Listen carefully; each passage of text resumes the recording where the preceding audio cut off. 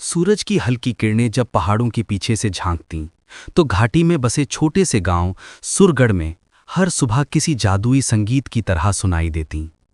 ये संगीत किसी साधारण हवा का नहीं था, ये था आरव की बांसुरी का।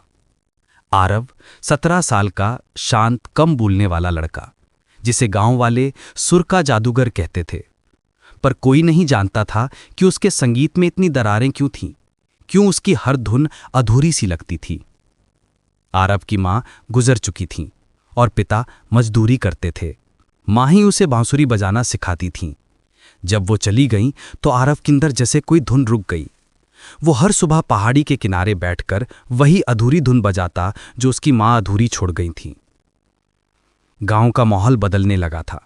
पास के जंगल में पेड़ काटने की तैयारी हो रही थी। कंपनी वाले बड़े ट्रक लेकर आए थे। अगर पेड़ कट जाते तो गांव का पानी और ठंडी हवा खत्म हो जाती।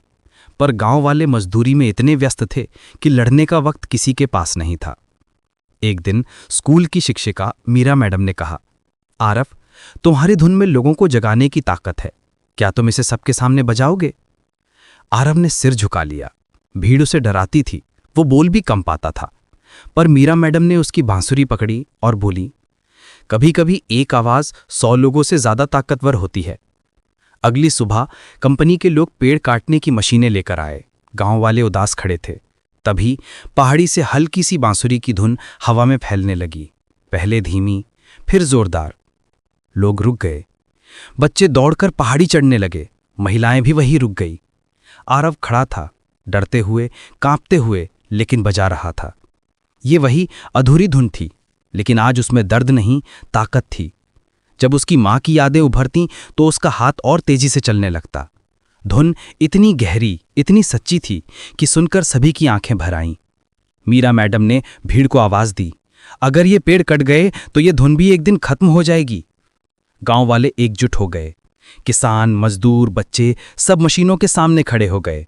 कंपनी को पीछे हटना पड़ा। जंगल बच गया। उस शाम पहली बार कोई चमत्कार हुआ। आरव ने अपनी वही अधूरी धुन खत्म की। उसने कहा, माँ ने कहा था धुन तब पूरी होगी जब मैं किसी के लिए कुछ अच्छा करूं। मीरा मैडम मुस्कुरा उठी, आज तुमने पूरा गांव बचा लिया आरव। गांव वाले तालियां बजाने लगे, लेकिन आरव ने बांसुरी को अपने दिल पर रखा और पहली बार मुस्कुराया। उसकी धुन अब किसी को जगाने की नहीं, उम्मीद देने की धुन बन चुकी थी।